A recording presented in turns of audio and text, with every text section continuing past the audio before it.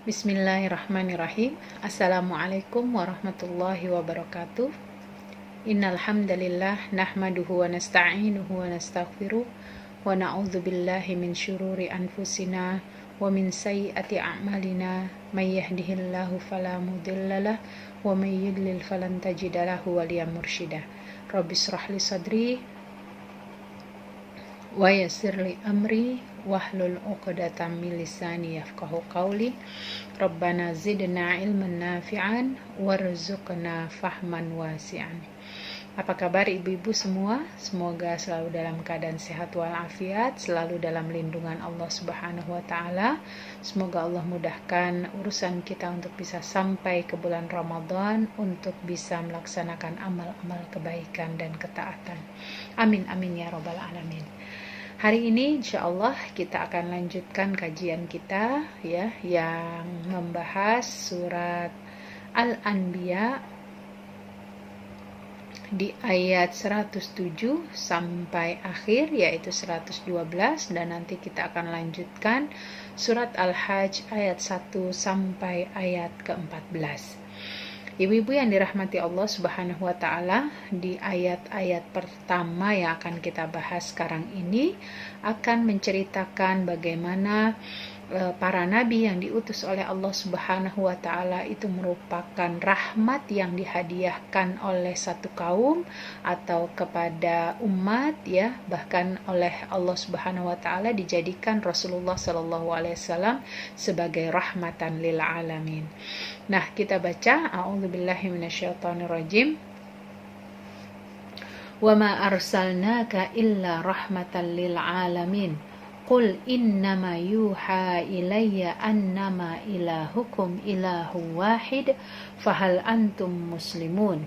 Fa in tawallaw faqul adzantukum ala sawa wa in adri aqribun am ba'idun ma tu'adun. Innahu ya'lamul jahra minal qawli wa ya'lamu ma taktumun.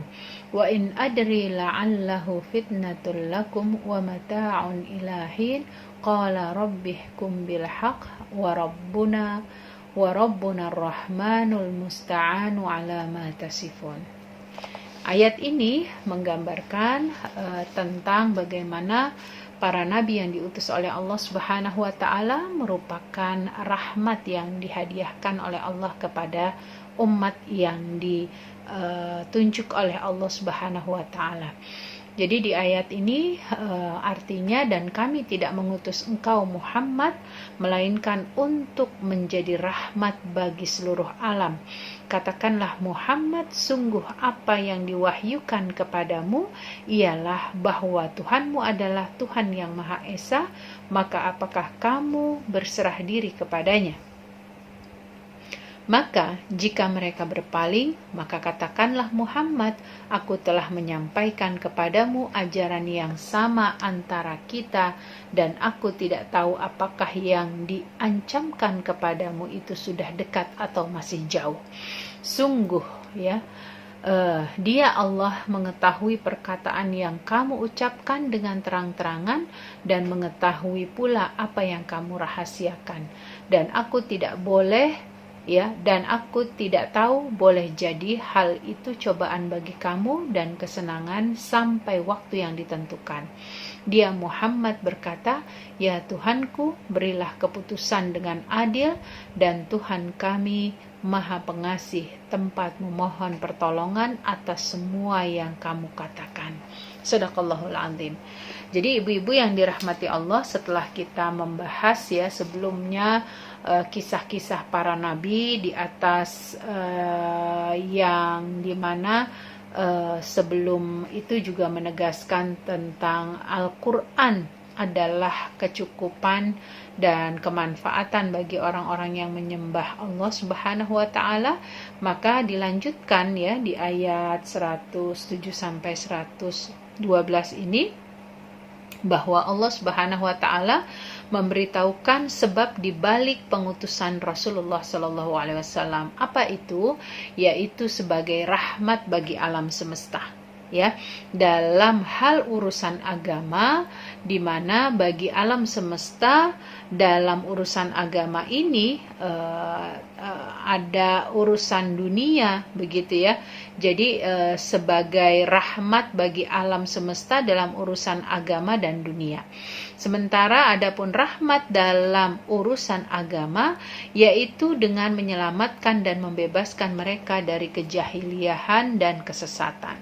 Dan sedang dalam rahmat urusan dunia adalah dengan pembebasan dari berbagai kondisi hina, tertindas, konflik dan peperangan dengan kemenangan dan keluhuran, ya.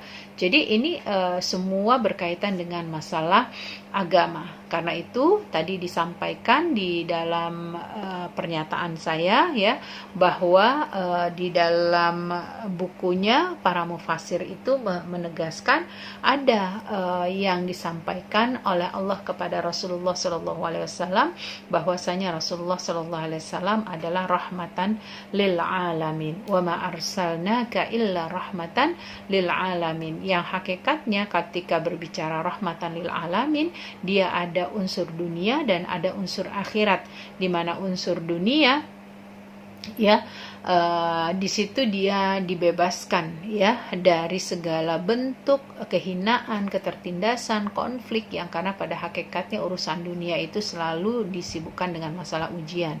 Dan kemudian urusan agama, gitu ya, itu akan kita dapati bahwa bagaimana Allah Subhanahu wa taala mengutus Rasulullah SAW untuk menyampaikan hakikat bertauhid. Nah, oleh karenanya wa ma arsalnaka illa rahmatan lil alamin, dan kami tidak mengutus kamu wahai Muhammad dengan membawa syariat Al-Qur'an, petunjuk dan hukum-hukumnya, melainkan agar menjadi rahmat bagi seluruh alam. Seluruh alam di sini baik kepada manusia maupun kepada jin, gitu ya. Dan urusan di dunia maupun di akhirat. Maka barang siapa yang mengapresiasi rahmat tersebut dengan cara mengikutinya, mensyukurinya, menjalankannya, begitu ya, maka pada saat yang bersamaan mereka akan mendapatkan kebaikan di dunia dan di akhirat. Sedangkan barang siapa yang mengingkari dan tidak mensyukuri, gitu ya, maka dia akan merugi di dunia juga di akhirat.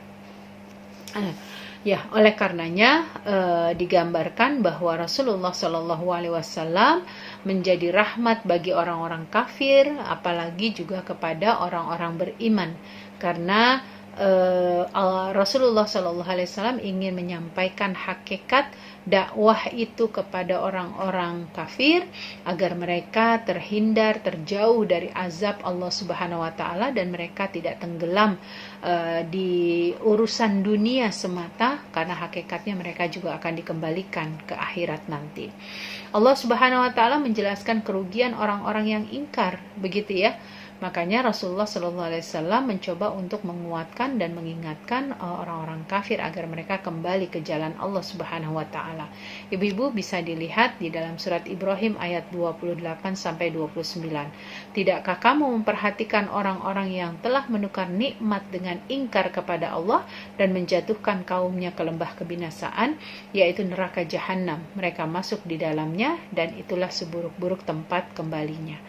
Nah, dari sini kita dapati ya bahwa Rasulullah SAW pun bersabda dalam sebuah hadisnya, inni lam ub'ath la'anna wa innama nub'ithu rahmatan.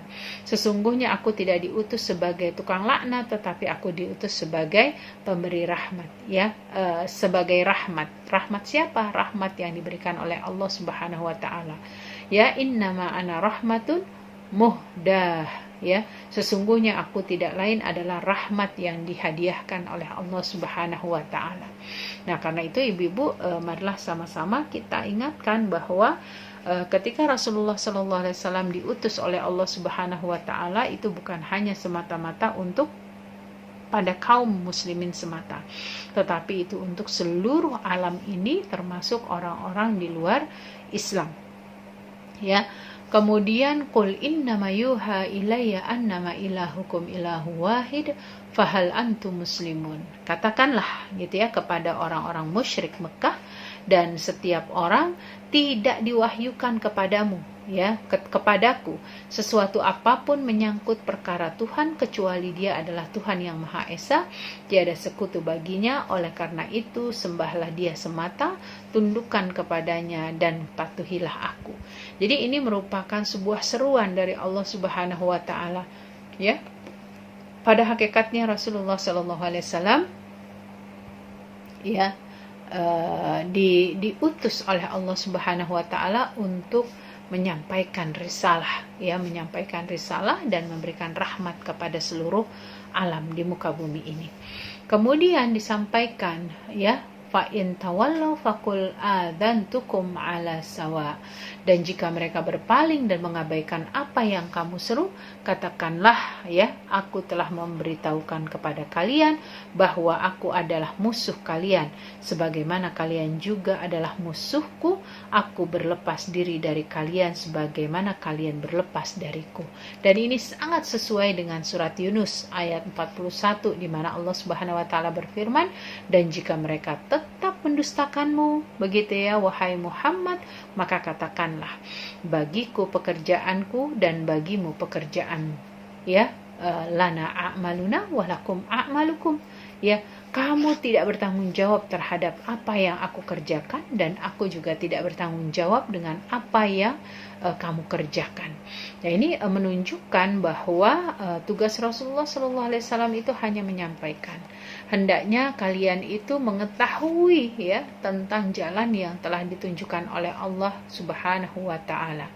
Kemudian ayat ini dilanjutkan dengan wa in adri aqribun am ba'idun ma tu'adun. Sesungguhnya azab dan kemenangan kaum muslimin yang dijanjikan atas kalian itu pasti terjadi. Namun aku tidak tahu apakah akan terjadi sebentar lagi atau masih lama. Ini sebuah pengingatan. Sama dengan hakikat sebuah kematian. Kematian itu pasti terjadi.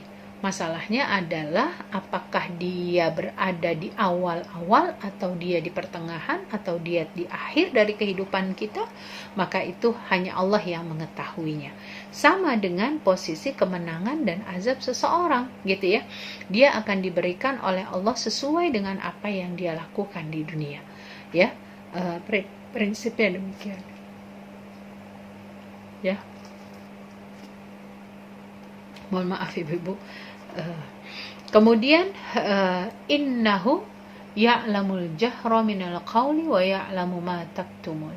Sesungguhnya Allah Subhanahu wa taala mengetahui seluruh hal yang gaib, mengetahui apa yang tampak dan disembunyikan oleh hamba. Kemudian mengetahui hujatan kalian terhadap Islam serta kebencian dan rencana jahat yang kalian sembunyikan terhadap kaum muslimin. Allah Subhanahu wa taala akan membalas semua perbuatan kalian, baik yang sedikit maupun yang banyak. Nah, ini dijelaskan pada ayat-ayat sebelumnya bahwa Allah Maha mengetahui apa yang tidak diketahui oleh seorang hamba, apa yang direncanakan oleh seorang hamba, baik itu rencana kebaikan ataupun keburukan, ya, Allah akan membalas semua perkara yang dikerjakan oleh hambanya. Kemudian disebutkan lagi wa inna, ya, wa in adri la'allahu fitnatun lakum wa mata'un ilahin. Dan aku tidak tahu, barangkali penundaan azab kalian merupakan cobaan dan ujian serta kesengsaraan dengan serta kesenangan dengan kenikmatan duniawi sampai batas waktu yang telah ditentukan untuk melihat apa yang akan dia lakukan. Jadi pada prinsipnya ibu-ibu yang dirahmati Allah, ketika seseorang, ya, apalagi dia sebagai seorang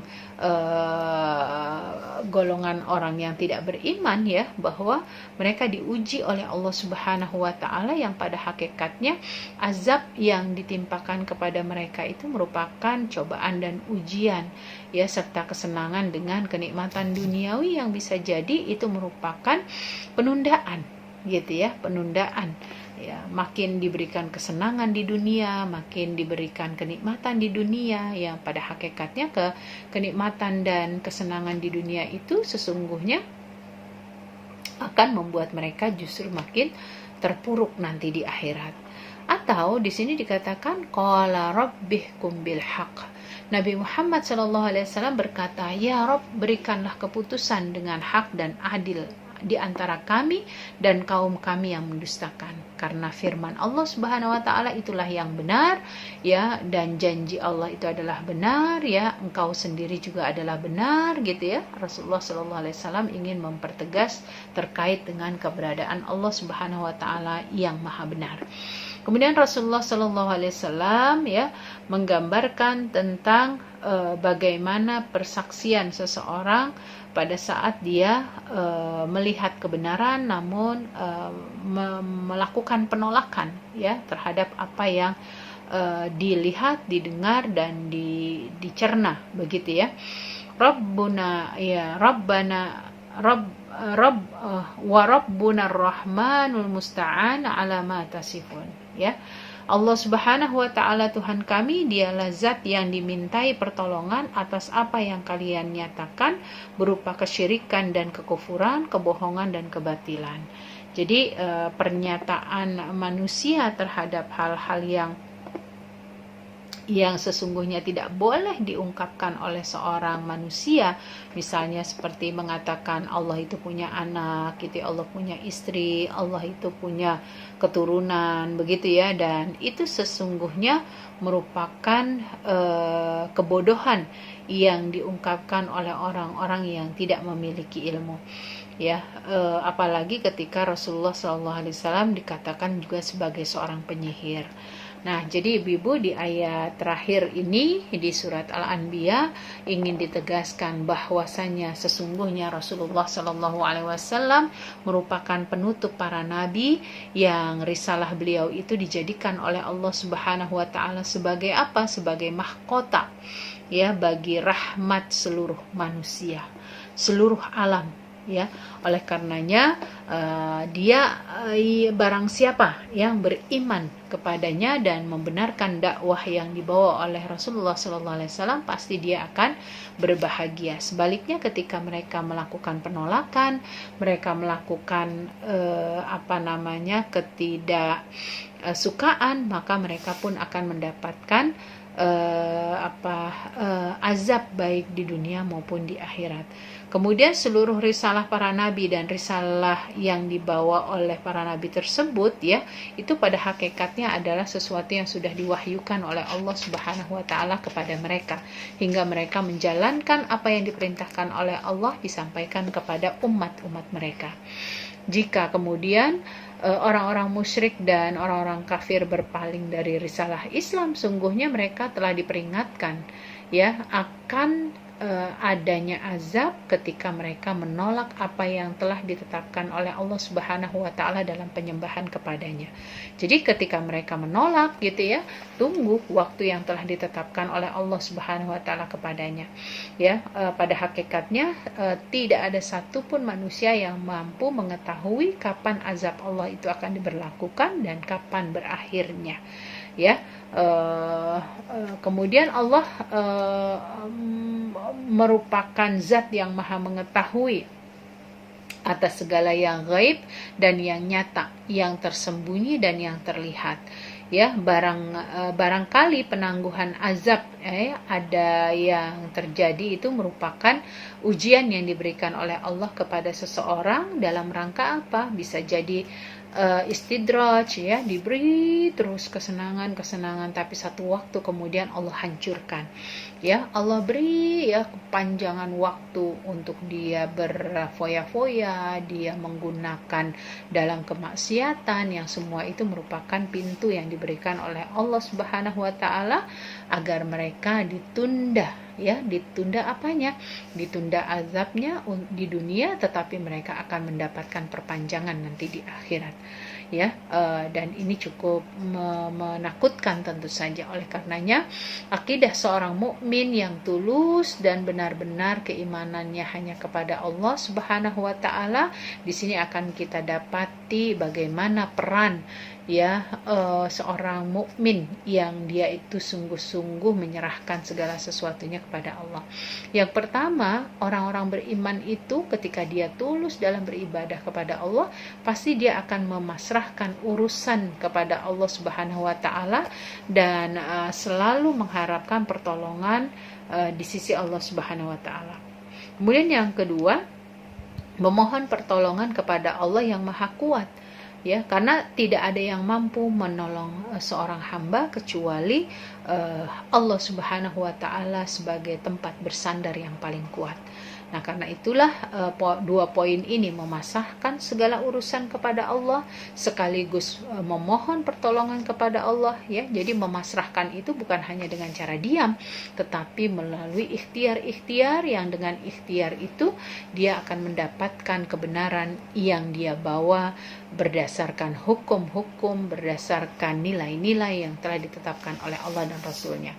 Dan yang kedua tadi adalah selalu mengharap tentang dengan pertolongan Allah Subhanahu wa taala. Kalau kita menggantungkan kepada manusia itu punya keterbatasan.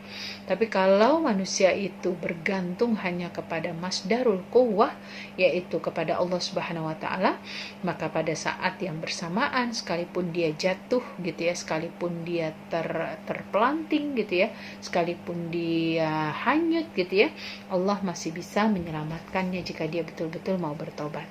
Nah, jadi kita dapati di sini ya bahwa syariat dan agama Allah itu haruslah berlandaskan akidah dan ketauhidan. Karena itulah misi dan yang disampaikan oleh para nabi, wabil khusus Rasulullah Shallallahu Alaihi Wasallam. Sehingga ketika agama ini dibawa untuk menjalani nilai-nilai ketauhidan, tentu agama ini menolak adanya persyarikatan, ya. Wallahu alam. Kemudian ibu-ibu, alhamdulillah kita masuk kepada surat yang baru, yaitu surat Al-Hajj. Di mana surat Al-Hajj ini termasuk surat Madaniyah, walaupun ada beberapa kisah yang menceritakan seolah-olah ya turunnya di Mekah. Karena di dalam ayat-ayat pertama apalagi kita dapati berbicara tentang masalah urusan akhirat, ya, dahsyatnya hari kiamat, ya, kemudian bagaimana tempat kembalinya orang-orang yang tidak beriman. Nah, ya, jumlah ayatnya itu 78. Surat ini dinamakan Al-Hajj karena di dalamnya terdapat ayat yang memproklamirkan tentang satu ibadah, yaitu haji melalui lisan Nabiullah Ibrahim alaihissalam. Begitu. Nah, sekarang kita lihat bagaimana posisi ada kesinambungan antara surat Anbiya sebelumnya dengan surat Al-Hajj ini, ya. Allah Subhanahu wa taala menutup surat Al-Anbiya dengan keterangan tentang hari kiamat. Nah, ketika di surat Al-Hajj Allah juga membukanya tentang dahsyatnya hari kiamat, ya. Jadi keduanya itu betul-betul merupakan satu kesatuan, ya. Makanya tersusunnya sangat baik, ya, hanya Allah yang mengetahuinya. Contoh kita dapati, ya ayuhan nasu taqu rabbakum inna zalzalatas saati syai'un azim. Nah, sementara di ayat di ayat terakhir surat Al-Anbiya itu juga menceritakan tentang hari kiamat. Nah, ibu-ibu yang dirahmati Allah, kita dapat pahami gitu ya, meskipun surat Al-Hajj ini termasuk surat Madaniyah tadi disampaikan, tapi di dalamnya itu juga banyak mencakup hal-hal yang berkaitan dengan tema keimanan, di mana tema keimanan ini kita tahu biasanya lebih cenderung banyak diturunkan di Mekah. Surat Al-Hajj ini dibuka dengan sebuah pembicaraan yang memang menggetarkan gitu ya. Inna zalzalata syai'un azim gitu ya. Wah, pokoknya kalau nanti hari kiamat itu sesuatu yang sangat dahsyat gitu ya. Dibuka dengan pembicaraan yang menggetarkan hati, kemudian memunculkan kengerian, rasa takut gitu ya, ketika terjadinya kiamat. Kemudian surat ini beralih kepada pembicaraan tentang dalil ba'ats, Ya, ba'ats itu adalah hari berbangkit dan kedatangan hari kiamat. Jadi di sini digambarkan ya bahwa gambaran yang terjadi pada hari kiamat berupa masuknya orang-orang soleh ke Darun Naim, yaitu surga yang penuh dengan kesenangan dan kenikmatan, yang lalu dijerumuskan orang-orang kafir itu masuk ke dalam neraka. Ya, kemudian surat ini berlanjut kepada pembicaraan tentang kehormatan dan kesakralan Masjidil Haram, ya, yang kemudian berlanjut kepada cerita-cerita selanjutnya. Ya, intinya bagaimana ayat-ayat ini menggambarkan tentang hukum-hukum syariat, ya, kepada orang-orang beriman. Ada 3 kewajiban esensi, yaitu menegakkan sholat, menunaikan zakat, dan jihad di jalan Allah Subhanahu wa Ta'ala. Jadi ini juga masuk bab yang dibahas di dalam surat Al-Hajj, ya, baik itu berkaitan dengan Madaniyah maupun Makkiyah, ya. Sekarang kita coba ibu-ibu bagaimana di ayat pertama sampai ayat keempat, bagaimana Allah memerintahkan hamba-hambanya untuk bertakwa. Ya ayuhan nasu taqu rabbakum inna zalzalatas sa'ati syai'un 'azim yauma tarawunaha tadhhalu kullu murdi'atin amma arada'at wa tad'u kullu dhati hamlin hamlaha wa taran nasa sukara wa ma hum bisukara walakinna 'adzaballahi syadid wa minan nasi may yujadilu fillahi bighairi ilm wa yattabi'u kulla syaitanin marid kutiba alaihi annahu man tawallahu fa annahu yudilluhu wa yahdihi ila 'adzabis sa'ir. Wahai manusia, bertakwalah kepada Tuhanmu. Sungguh guncangan hari kiamat itu adalah kejadian yang sangat besar. Ingat pada hari ketika kamu melihatnya guncangan itu, semua perempuan yang menyusui anaknya akan lalai terhadap anak yang disusuinya. Dan setiap perempuan yang hamil akan keguguran kandungannya. Dan kamu melihat manusia dalam keadaan mabuk.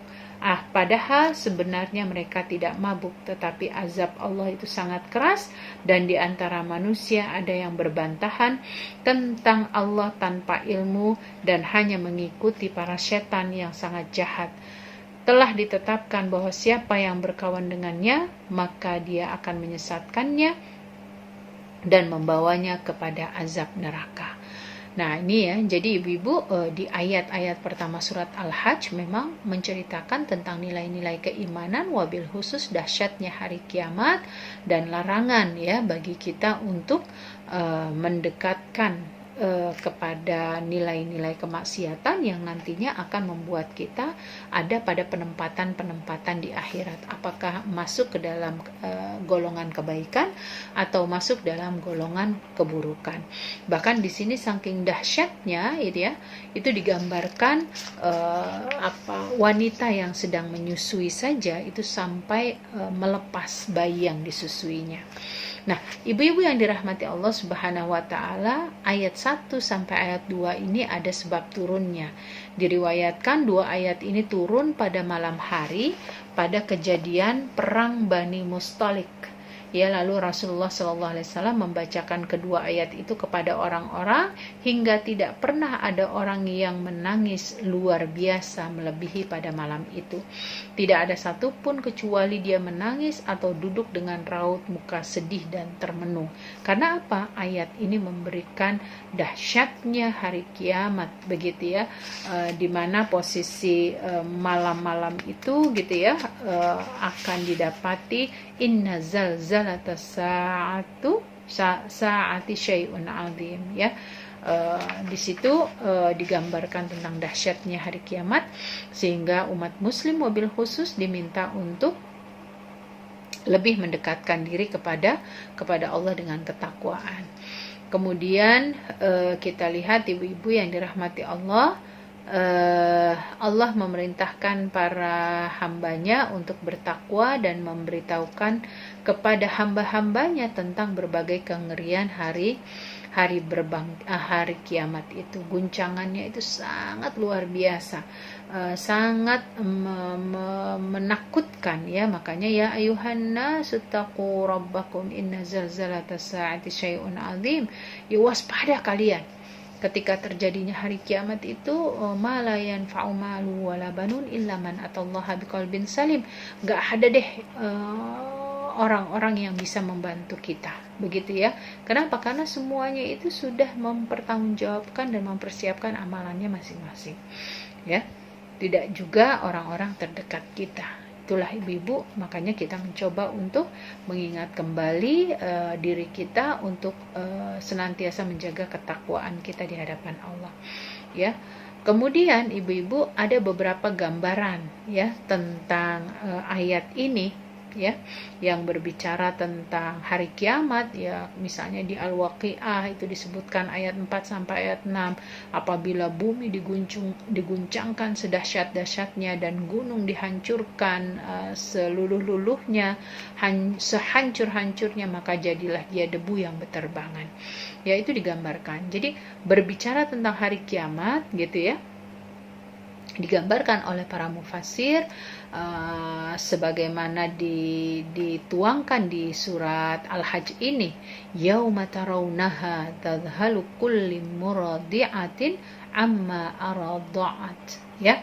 Pada hari kiamat berguncang ya, itu semua perempuan yang menyusui bukan main kagetnya sampai-sampai ya dia lupa dengan bayi yang disusunya ya. Dia lupa dengan bayi yang harus meminum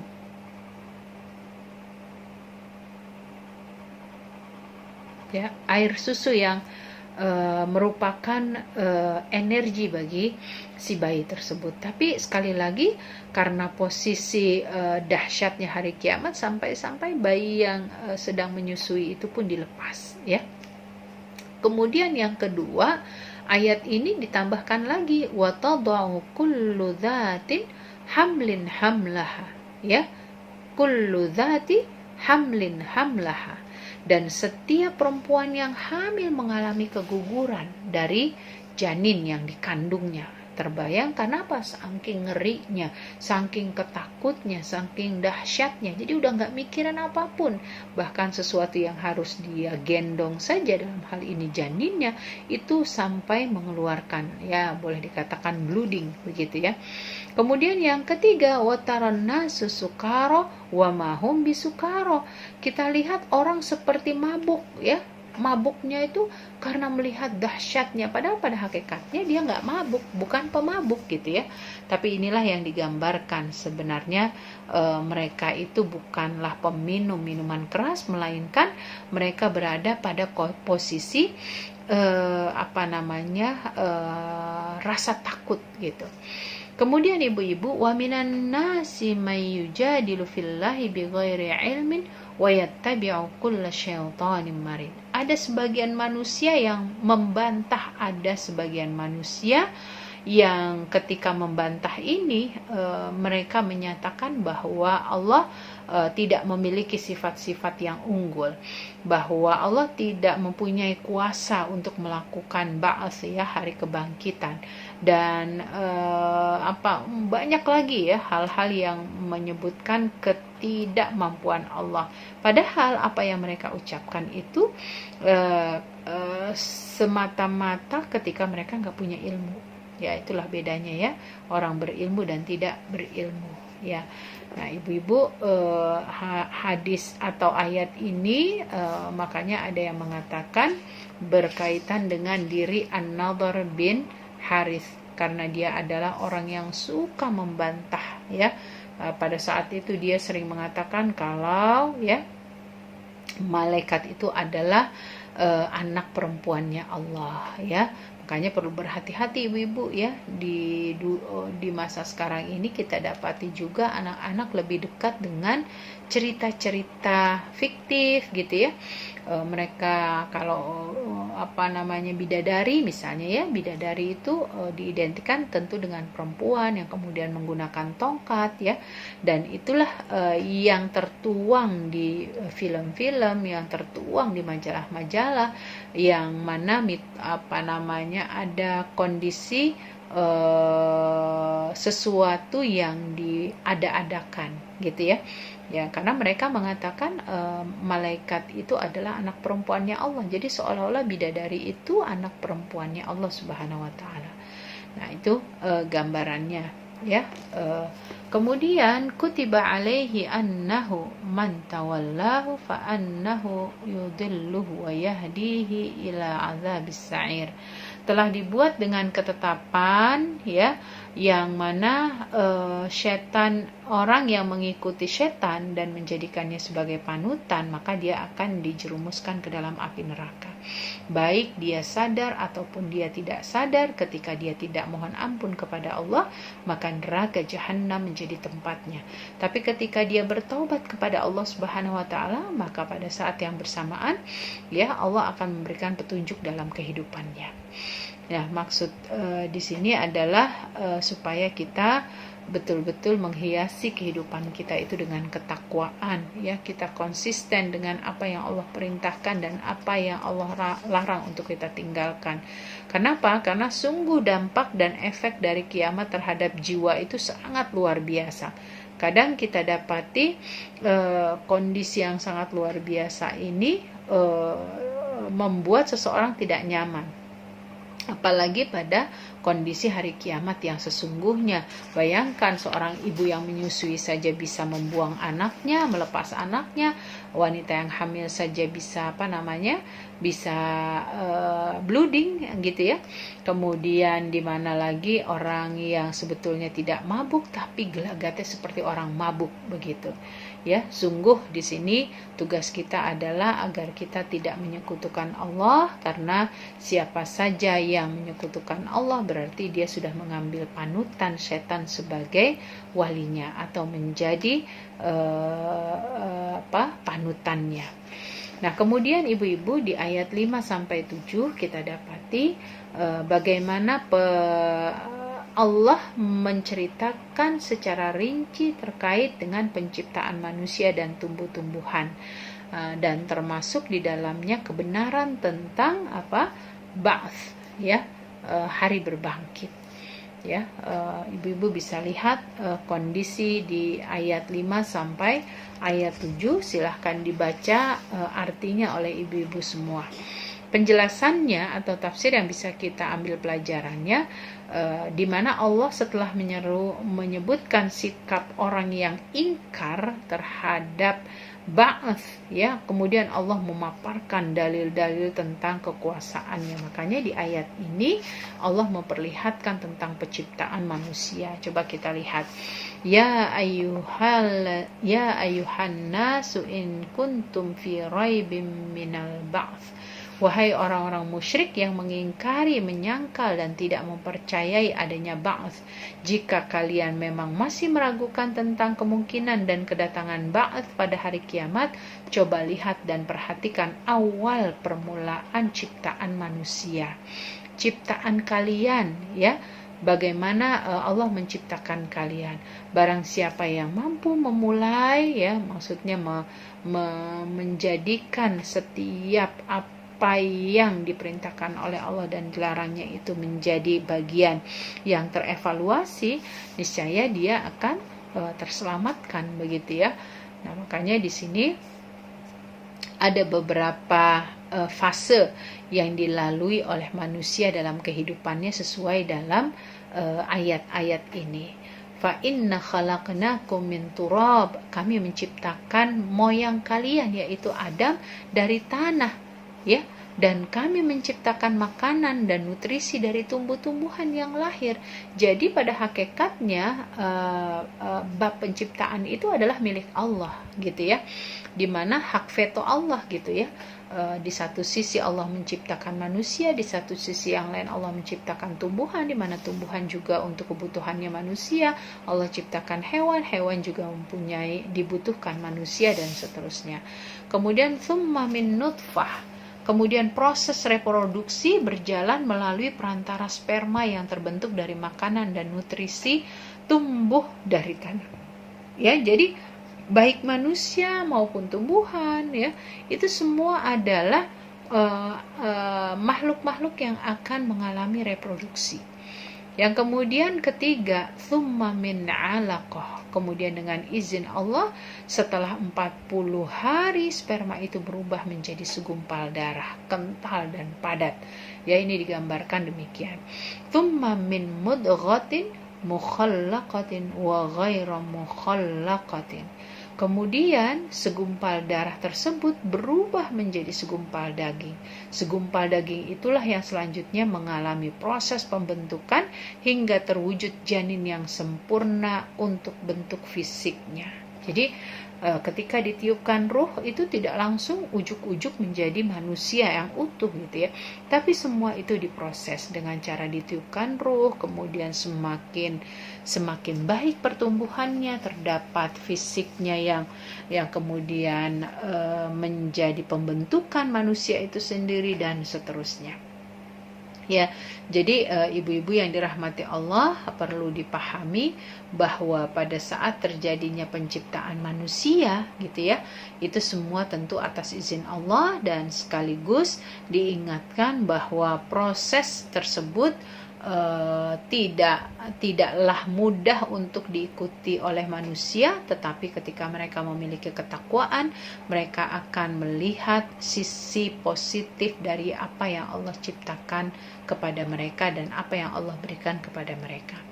Ini yang keempat. Yang kelima, tsumma nukhrijukum tifla, kemudian kami mengeluarkan kalian dari rahim ibu kalian dalam wujud sebagai bayi merah yang lemah fisik, akal, dan indera. Kemudian tiap-tiap bayi mulai tumbuh berkembang dan diberi oleh Allah kekuatan dan potensi sedikit demi sedikit. Inilah yang kalau kita dapati lagi di dalam surat Al-Mu'minun juga demikian. Ritme bagaimana terjadinya pembuahan, baik itu pembuahan yang sifatnya kepada manusia ataupun kepada tumbuhan ataupun kepada hewan. Itu ya. Jadi tsumma nukhrijukum tifla, itu yang namanya tifla atau anak itu enggak ujuk-ujuk lahir gitu ya.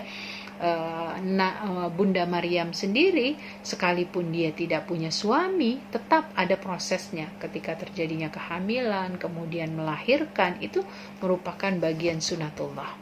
Kemudian yang keenam, tsumma litablughu asyuddakum, kemudian ketaatan dan potensi fisik dan akal kalian pun tumbuh berkembang semakin sempurna hingga kalian mencapai batas kesempurnaan kewajiban dan diri kalian sebagai seorang pemuda.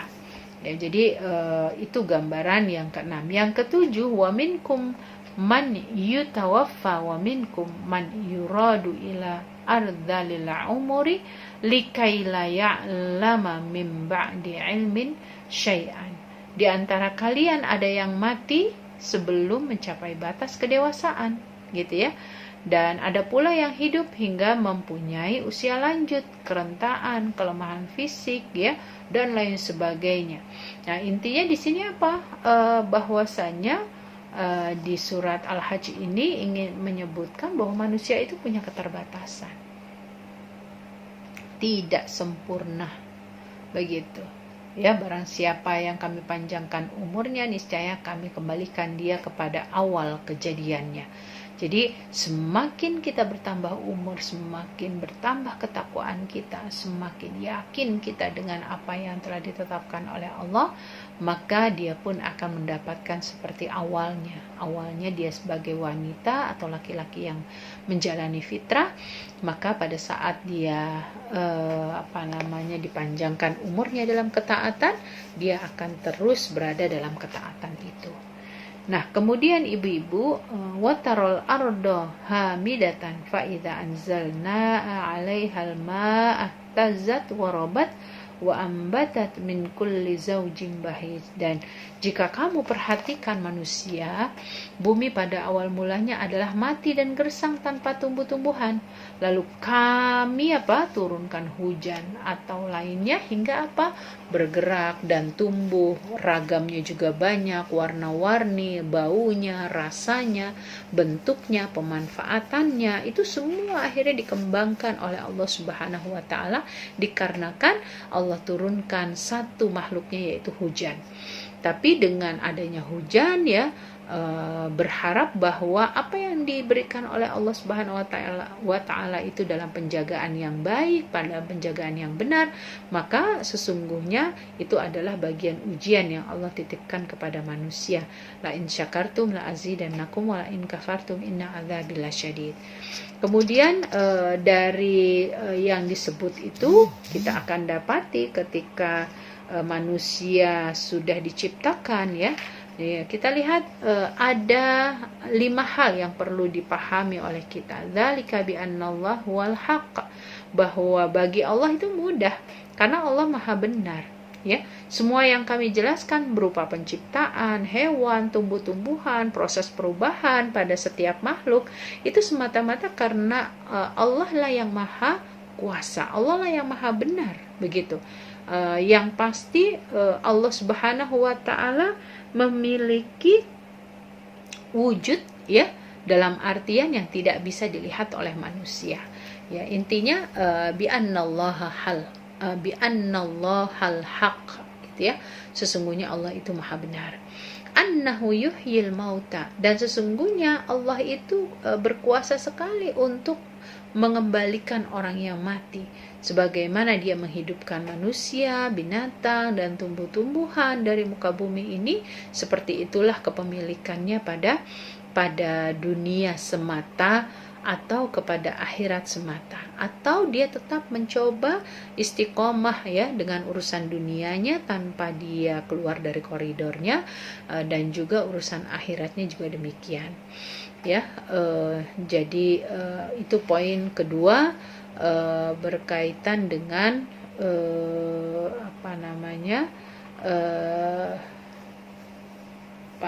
poin-poin di mana kita perlu mewaspadai dan berhati-hati selain memang manusia diciptakan dengan wujudnya bahwa proses penciptaan manusia itu semata-mata karena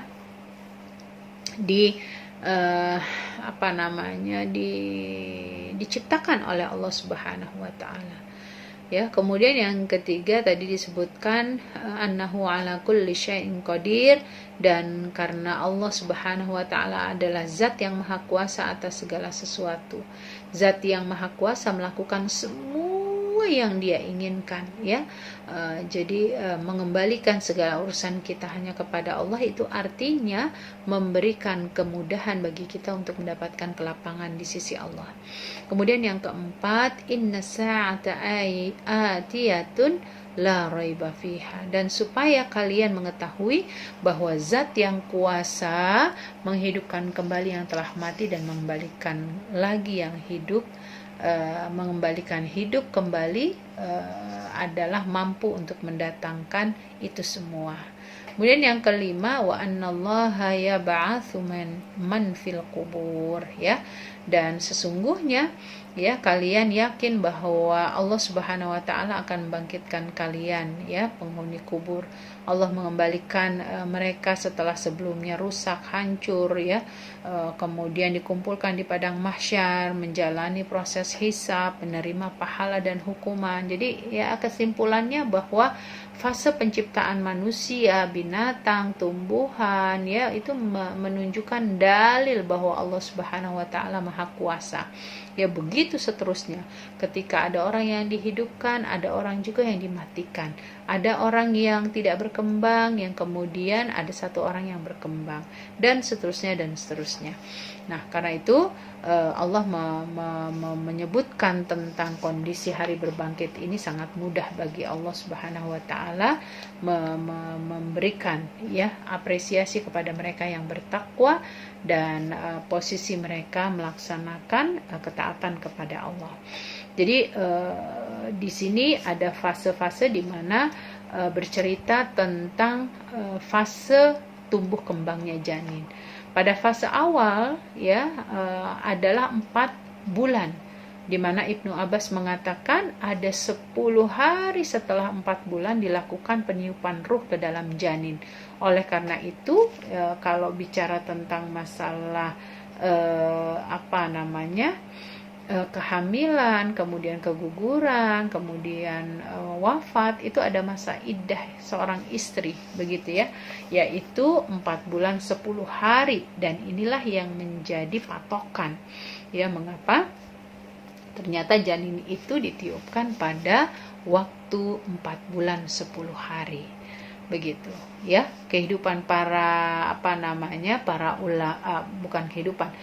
ulama berbeda pendapat terkait dengan bagaimanakah jika seorang perempuan dia mendapati dirinya tanda petik positif hamil, namun kemudian usia kandungannya ada yang 3 minggu keguguran, ada yang 2 bulan keguguran, ada yang sampai mendekati 9 bulan ternyata keguguran, dan seterusnya. Jadi kalau imam-imam masing-masing berbeda-beda, seperti Imam Maliki, beliau mengatakan ketika sudah terbentuk alaqah, yaitu segumpal darah, berarti sudah bisa dipastikan bahwa nutfah yang ada telah menetapkan dan mengalami proses perubahan menjadi bakal janin, dan itu berarti mereka dianggap keguguran, dan prosesi untuk selanjutnya itu sama seperti orang yang meninggal. Kemudian kalau Imam Syafi'i, dan itulah yang kita bawa, yang kita sering ikuti ya, keguguran alaqah tidak masuk hitungan sama sekali ya. Kan yang disebut ditiupkan ruhnya itu adalah pada usia alaqah ya, 4 bulan 10 hari. Kalau ada yang keguguran anggaplah baru 2 pekan begitu ya, dimana kita tahu 2 pekan itu belum ditiupkan nyeru walaupun ada proses. Nah di situ tidak bisa dikatakan seseorang itu menzolimi dirinya dengan cara menggugurkan, kecuali dia punya niat itu, begitu ya. Maka kata Imam Syafi'i, ketika orang itu keguguran tidak masuk hitungan sama sekali. Maksudnya tidak dimasukkan hitungannya karena dianggap dia itu bersih, begitu ya. Setelah melahirkan itu dia akan mendapatkan kesuciannya kembali, karena memang janin yang keluar itu belum berbentuk ya. Masih banyak ibu-ibu yang menjelaskan tentang makna dari nutfah, alaqah dan lain sebagainya. Nah kemudian ketika ayat-ayat ini menceritakan tentang posisi buktinya Allah Subhanahu wa taala memunculkan hari berbangkit, tapi di satu sisi yang lain juga fase penciptaan manusia itu merupakan betul-betul dalil yang memberikan informasi yang sangat jelas ya, baik itu kepada muslim maupun di luar muslim, yang pada hakikatnya di dalam kitab agama-agama yang dibawa oleh para nabi terdahulu pun sama ya. Jadi kita dapati ketika manusia telah mencapai usia lanjut dan renta, ada sebagian yang tidak mengalami kepikunan, ada yang lain mengalami kepikunan. Kenapa? Di sini menunjukkan kekuasaan Allah terhadap makhluknya. Dia bebas ya memilih bagaimana menentukan ya hamba-hambanya itu di dalam kehidupan dunia dan kehidupan akhirat. Kemudian juga ibu-ibu yang dirahmati Allah Subhanahu wa taala, kita lanjutkan di ayat terakhir ini, yaitu ayat 8 sampai 14, bagaimana gambaran tentang berbagai keadaan manusia ya ketika mereka melakukan pembantahan, mereka tidak menerima keimanan, dan mereka inkonsisten gitu ya. Dan juga sebaliknya Allah menceritakan tentang balasan bagi orang-orang beriman ya, yang beramal soleh dan dia tetap bersiteguh gitu ya dalam ketaatan kepada Allah. Jadi kita dapati ada di ayat 8 sebab turunnya wa minan nasi may yujadilu. Ayat ini dilatar belakangi oleh sikap Abu Jahal. Allah Subhanahu wa taala memperingatkan bahwa dia akan mendapatkan kehinaan di dunia sehingga dia pun terbunuh pada perang Badar. Ya, atau ada juga yang versi lainnya disebutkan dilatar belakangi oleh Nadhr bin Harith yang juga terbunuh pada perang Badar. Kemudian ibu-ibu yang dirahmati Allah Subhanahu wa taala, kita lihat ada posisi ya di mana ayat-ayat terakhir yang akan kita bahas hari ini memberikan penjelasan ya bahwa tidaklah layak bagi seorang beriman itu ngekor gitu ya. Kalau kita nyebutnya taklid ya, udah taklid buta lagi ya, udah ngikut tapi mata nggak bisa melihat begitu ya.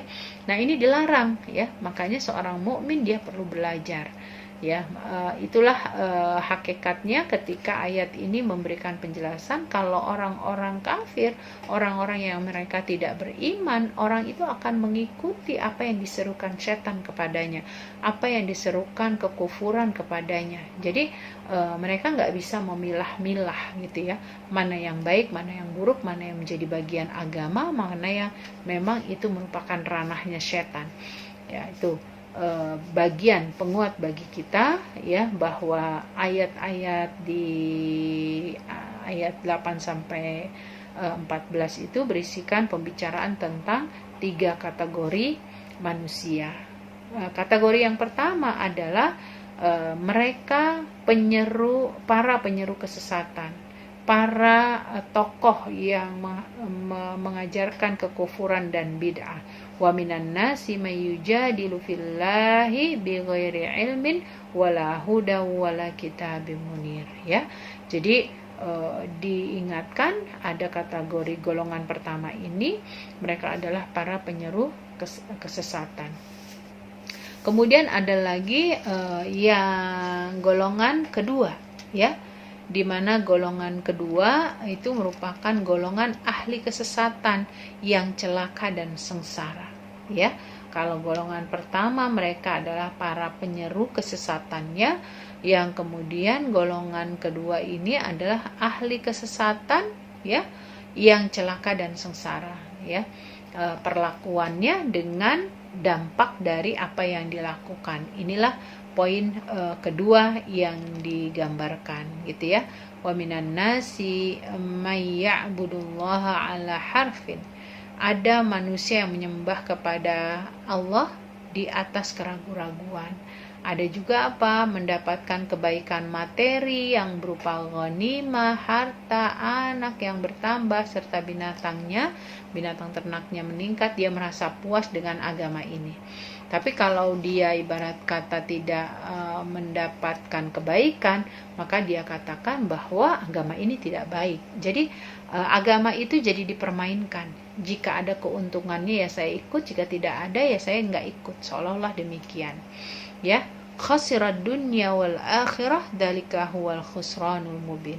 Allah menegaskan kalau kalian hanya pengen ngikutin hawa nafsu, kalian tidak bertakwa kepada Allah ya, mereka itu akan mendapatkan kerugian. Bukan hanya kehilangan dunia tapi juga kehilangan akhirat ya, yang tidak dia dapati kemuliaannya nanti di akhirat. Di dunia dia sudah sengsara, apalagi nanti di akhirat ketika dia juga saat di dunianya tidak beriman kepada Allah, atau ketika beriman masih menempatkan hal-hal maksiat yang lain ya di dalam dirinya. Nah itu penguat bagi kita semua tentu saja, agar kita mampu memahaminya. Kemudian ada golongan ketiga, diingatkan oleh Allah, dzalika huwad dhalalul ba'id ya, pemurtatan, penyembahan berhala, kemudian melakukan kemaksiatan ya, itu sangat jauh ya, itu merupakan sangat jauh. Apanya maksudnya? Kesesatan yang sangat jauh ya, sangat melenceng dari aturan dan nilai-nilai kebenaran. Kemudian ada golongan yang ketiga. Siapakah mereka golongan ketiga itu? Mereka adalah orang-orang yang sangat berbakti, sangat berpotensi melakukan kebaikan hingga mereka mendapatkan keberuntungan dan kebahagiaan di sisi Allah Subhanahu wa taala. Siapa mereka? Mereka yang beriman, mereka yang hatinya bersih, mereka yang membuktikan apa yang mereka ucapkan dan apa yang mereka amalkan. Innallaha yudkhilul ladzina amanu wa amilus solihati jannatin tajri min tahtihal anhar. Itulah yang Allah berikan kepada orang-orang beriman dan beramal soleh, bahwa mereka ketika jujur, mereka tulus, mereka sungguh-sungguh berimannya dalam mengerjakan amal solehnya, dalam ketaatannya kepada Allah Subhanahu wa taala, mereka pasti akan dimasukkan ke dalam neraka, dalam surganya Allah, di mana sungai-sungai mengalir di dalamnya, dan mereka tidak pernah merasa tergaduhkan gitu. Innallaha yaf'alu ma yurid. Sesungguhnya Allah Subhanahu wa taala berbuat yang Allah kehendaki, bukan apa yang dikehendaki oleh manusia. Nah, inilah ibu-ibu yang dirahmati Allah.